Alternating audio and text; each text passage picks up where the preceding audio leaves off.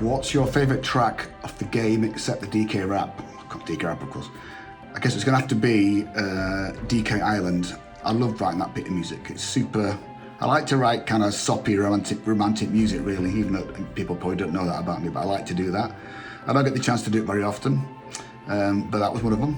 I guess also something like some of the Viva Pinata stuff's pretty soppy. So I do like writing soppy music, so I'll have to say it's DK Isle. Kevin, what was your inspiration for the album artwork? I love the cover. Oh, good, thank you. I just wanted to imagine Donkey Kong kicking back and sitting in his treehouse, settling down for the evening and to put on some cool tunes. And what better tunes to listen to than Grant Kirkhope's DK Rap and everything else that's on the album. So I just wanted to get this kind of atmospheric feel of kicking back and settling down for the evening in his treehouse with a nice sunset and the sound of the jungle in the background. And yeah, just to make it nice and cozy and very DK. That's all I can say.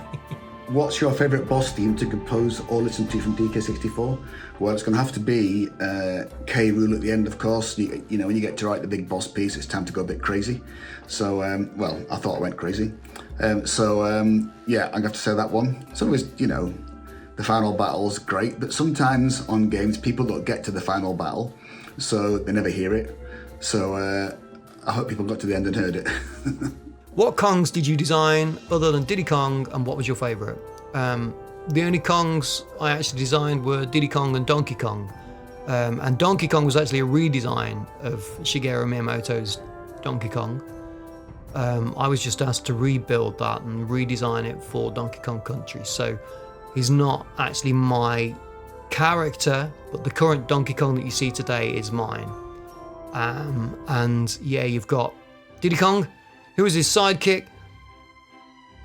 Diddy's my favourite, to be honest, because I just think he's got bags more character than his uncle, DK.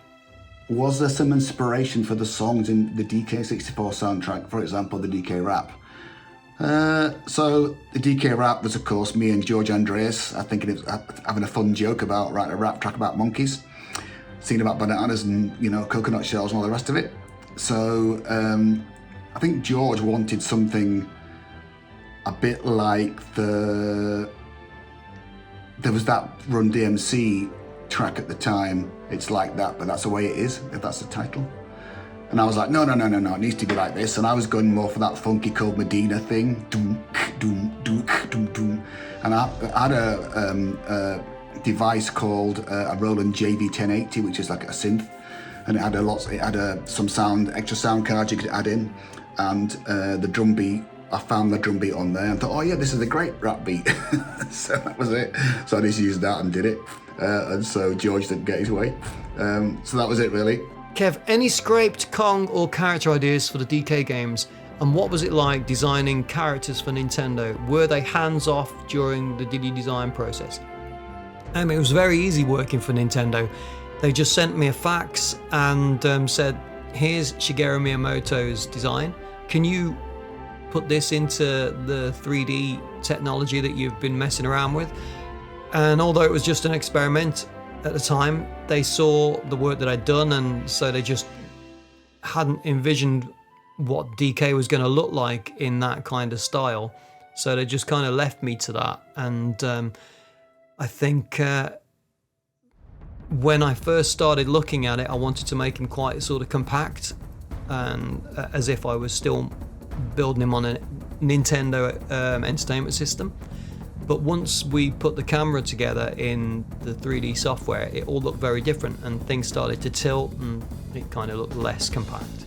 So that meant you had to change the design a little bit and make him a little bit more maybe beefy, or a little bit wider at the front and narrower at the back, which is why his shape's quite a bit different to what it was on the original design. But originally I just put Battletoad's eyes on the DK design of Shigeru Miyamoto's, and then it didn't really look right. I had to change the whole thing, so I kind of beefed him up at the front and tapered him down towards the back.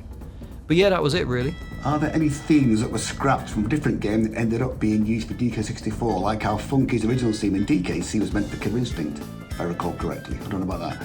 Or even just tunes that Grant thought up but never officially composed until DK64. So I do think that the Forest tune in DK was originally the Clanker's theme in Banjo-Kazooie. Like I think I used that, because before Clanker turned into a mechanical whale, he was an ordinary whale, right? And so I wrote that tune, but then it didn't fit, so I had to change it. I think I used this video somewhere on YouTube that's off the banjo level from Clanker's Cavern with something that sounds like the Forest from DK64, and I used it for DK64. At least I think so. So that one. What were the biggest hurdles when adapting characters from the NES era to then on a brand new Super Nintendo, and did you work alongside Miyamoto for the update? No, they just sent us a fax with all of the information on what they wanted to do with DK and some sketches of the current DK model that Shigeru Miyamoto had created. And I didn't go over there and work with them directly. I did that with Dinosaur Planet, Star Fox Adventures, but I didn't work directly with Miyamoto when we were creating the DK characters. So yeah, we're kind of left to my own devices, and I think the only mods that they actually asked us to make were to put a tie on DK's neck, because when I first did him he was completely naked, and because they obviously wanted some kind of clothing on DK, then when I created Diddy I put the baseball cap on and the t-shirt just to finish him off and bring that red colour into the character so that it looked like he matched up with DK. I know Grant has gone on record saying his favourite track from the game is Crystal Caves, but which track was the most fun to revisit? Hideout Helm, both versions have such a serious tone to an otherwise pretty happy game, so I'm eager to hear its remix. Gloomy Galleon actually was quite fun to revisit. That tune in Gloomy Galleon was originally in Dream, so for Captain Black Eye, I think, or something like that.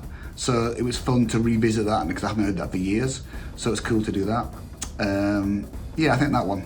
Have you seen levels when bosses of the game before you compose a theme to them? Also, what came first, level theme or boss remix? So sometimes I got to see levels, but a lot of the time, George, Andreas would just say, it's a forest, it's a creepy castle, it's crystal caves. So I don't really think I needed to see it to get the gist of it. Like George could describe it pretty well. So I don't think that was necessary. I don't think I did a lot of the time, actually. But you also said, what came first, level theme? So level theme always came first and boss theme came after, because the bosses generally get done later. A question for Kevin. Many Nintendo fans noticed in earlier days character designs like DK in DK64 and especially Wario in Mario Kart Double Dash had quite plush, girthy posteriors, but with a bracket on the second tier. I see what you did there. Years down the road, the present, the rumps have been substantially scaled back. I believe it is Mario Kart 8, and in which Mario's rump has shrunken to barely inexist. What's happened to the butts, Kevin? I think just as you get older, your butt gets smaller. It kind of withers away, and maybe that's what happened. It's like 30 years since they first had a brand new fresh butt, so maybe that's what it is, but maybe you're just reading too much into it, and maybe it's just what happened. I don't know.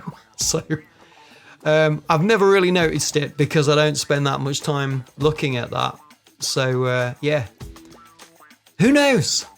What prompts did they give you for most of the music? How much was from Dream, DKL? So I think I just answered that in the last one, but I don't think I got a ton of information about this, like, you know, seeing levels and stuff. I would just get a brief bit of text, you know, that said what the level was about. And so I don't really think I saw much of it before I wrote for it, I don't think. How much was from Dream? There are some bits from Dream in there, like I say, Gloomy Galleon is, the Forest one, Funky Forest, I forget that anyway. So it's hard to remember exactly, but I'm sure there is, I know there is some stuff from Dream in there. I have to go through it really to work out which, I can't remember. I know some of the boss pieces were for definite too. DK Isle, that wasn't from Dream. No, it wasn't. That was just for DK. Which of the DK64 Kongs would you most likely to see return in a new game? Diddy, because he's the best one. What are the tracks you wanted to include but could not in the soundtrack? So, legally, you're only allowed to do cover versions of tracks that actually already had a physical release, right? So, I could only remix what was on the original CD that I put together back in 1990, whatever it was, 8 or something, I don't know. I could only do those tracks. I couldn't do anything else. So, because the licensing was tricky, and so that was it. Kevin, did you have any involvement in the newer, more teenage design of Tiny Kong, circa Diddy Kong Racing DS? If so, what was the creative process and reasoning for that? If not, how do you feel about the change? I didn't, because I'd left Rare at that time. And how do I feel about the change? Don't like it. Don't like it. What was your favourite tracks to compose from DK64 and Banjo-Kazooie Tooie? What are your favourite ones to listen to while looking back? DK64, you know, I love DKLs and I love Crystal Caves. So I think they're my two favourites of DK64. Banjo-Kazooie and Tooie. Banjo-Kazooie, probably Mad Monster Mansion and Freeze Easy Peak, but that changes daily. I change my mind. Banjo-Tooie, Hag 1 in Banjo-Tooie, like the final boss piece, that was great. Oh, and the final boss piece from Banjo-Kazooie. And Banjo-Kazooie, what else did it in Banjo-Kazooie? So hard to remember. Not Mountain. Mayhem Temple was fun to do because it had the "Go what up, go it got art enough" in it. That was cool. So I guess I'd pick those. What are your favourite ones to listen to while looking back? Those, I think, really. I don't listen to that a ton. Sometimes, I mean, you know, when it's Christmas time, it's the Freeze Easy Peak, so, you know, Man Must Have Mansion at Halloween, I guess, but I don't listen to it a lot, really. What things do you find you improved in your craft since early compositions or design work, respectively? For me, we have to spend a lot more time on design now than we did back in the day. We would have just drawn something on a piece of paper and just modelled it up so it looked good. But now I think there's that much more criteria to stick to when something's moving around in a 3D environment that you've got to spend a lot more time thinking out the design of the character and making sure that it can achieve everything that's necessary on the design brief. So yeah, I also don't spend quite so much time just looking at stuff and trying to fix it there and then. I think sometimes it's good to come away from your work and come back to it. So yeah, that's it really. It's just improved because your drawing ability gets better the more you do the same thing. And I've done it a long time now, so I can probably draw things a little bit better than I could in 1990. What character design and which composition are you the most proud of in the project? Thank you both for creating such wonderful work that made us all still enjoy it years later, and thanks for continuing to do new projects today. What character design and which composition are you most proud of from this project? Diddy, because he's the best, coolest character in there, isn't he? He's got the most character. Diddy all the way! What was the main focus when updating the design of Donkey Kong and Diddy Kong and turning them into the characters we now know and love? Well, I wanted Donkey Kong to just look and behave like an ape, because when we'd seen him before, he'd just been standing at the top of a set of girders with Mario coming up there trying to save the princess. But yeah, I think really for me, it was just to make him feel, although I knew he wasn't going to look like a real ape, I wanted him to animate like a real ape. And so I spent quite a lot of time studying video cassettes of animals in the jungle moving around. And we also had the local zoo to go and look at, but the animals in the zoo just kind of kept still, so they didn't really allow us to study them.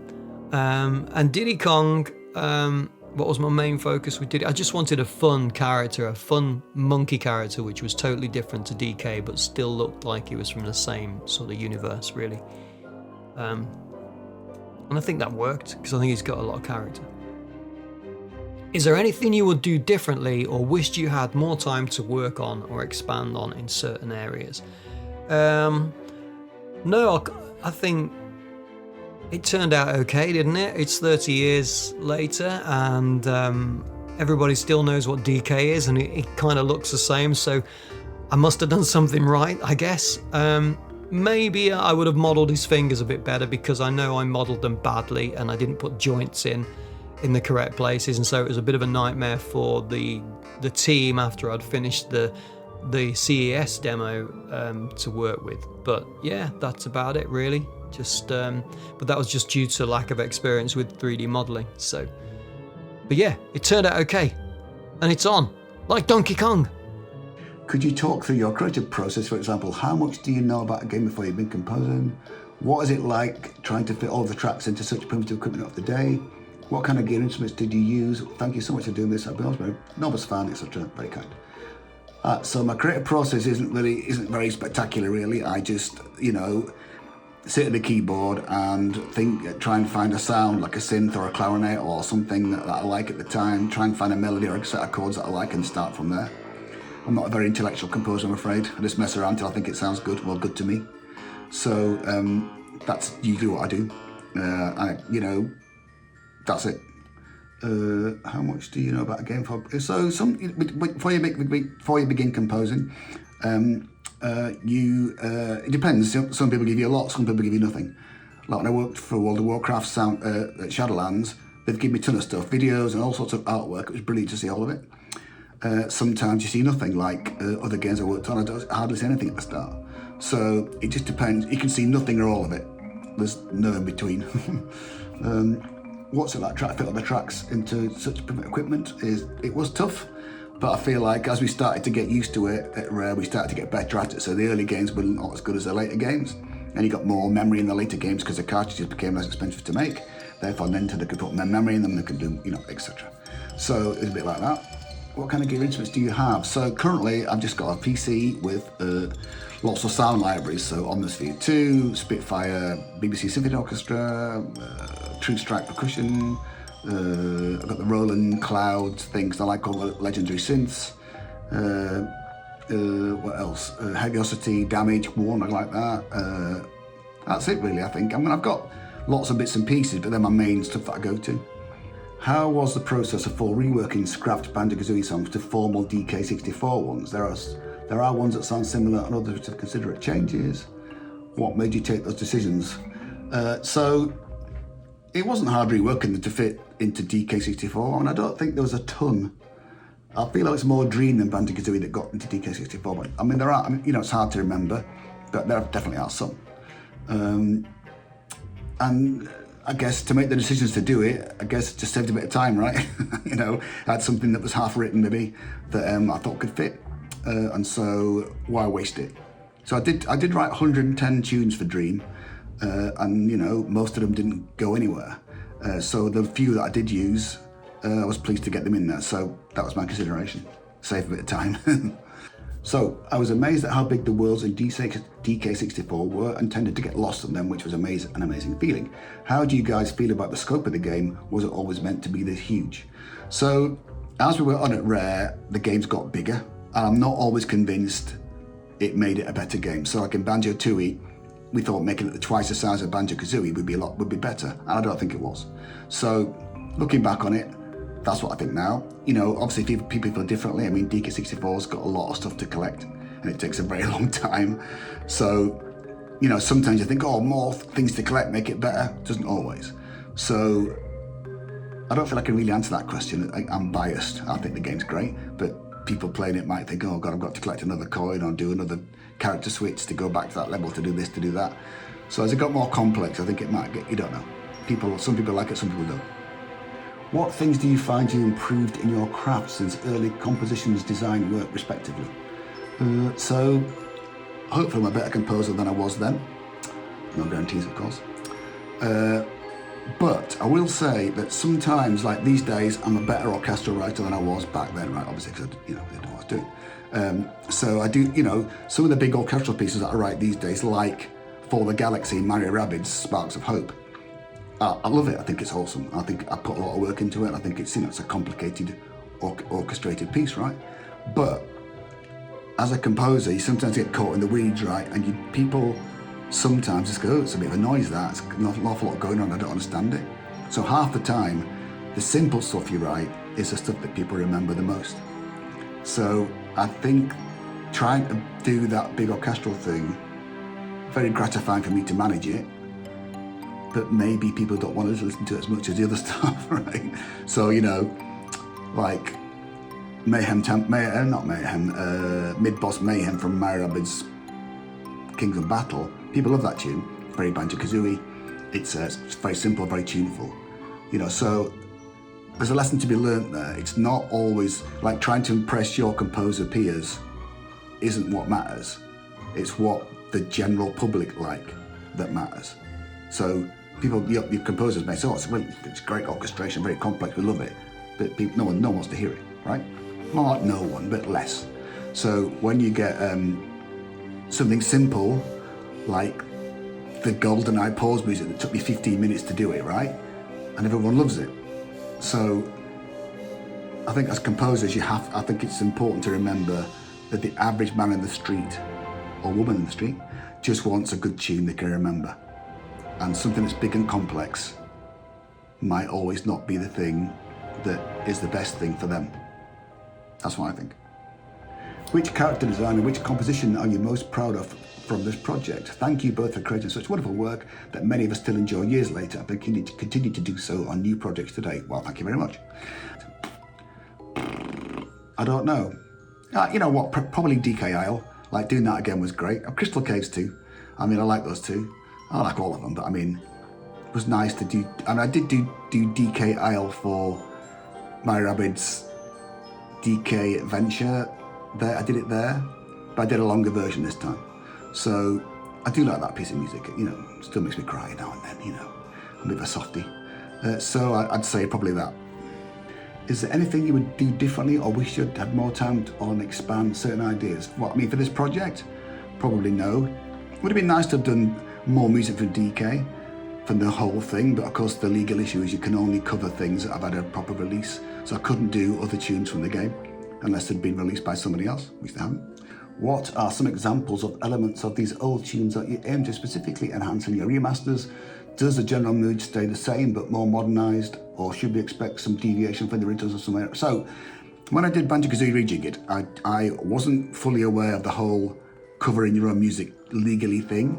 So I did lots of different, you know, metal versions and chiptune versions and what have you, you know, orchestral versions and stuff. But what I feel like when you do remixes, people want to hear the music exactly as it was in the game, right? I think your hardened fan likes remixes and different styles, but really likes to hear it as it was, if they can. And so when it came to DK64, I decided that I should do, like, the tunes are 4 or 5 minutes long, but I should do the first 2 minutes exactly as it is in the game. So whatever instruments I use in the game, I'd use a better violin or a better set of strings or a better brass, right? Like that. And then I'd do a bit of kind of, I call it development section, but I'd do a bit of, maybe make it a bit different, and then return to the kind of main sound at the end of the tune. And that's kind of how I've done most of the album. At least I think so. I mean, obviously, I'm trying to remember, but that's what I thought. I felt like people like to hear it exactly as it was, just HD, right? So it's like an HD remix. And then a bit of a messing around, a bit of a development, and then finish off at the end. So that's how I've done it.